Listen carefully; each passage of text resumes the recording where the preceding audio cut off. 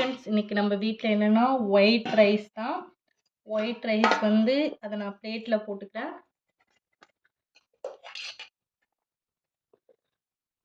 பாருங்கள், white rice. இன்னைக்கு வந்து ஸ்பெஷல் என்னன்னா மீன் குழம்பு. ஆக்சுவலாக எந்த ஸ்டைல் மீன் குழம்புனா கன்னியாகுமரி ஸ்பெஷல் மீன் குழம்பு தான். அதை ட்ரை பண்ணியிருக்கேன். பாருங்கள், அப்படியே அரைச்சி ஊற்றின மாதிரி கலர் செம்மையாக இருக்குது. அதை நம்ம அப்படியே பிளேட்டில் ஊற்றிக்கலாம்.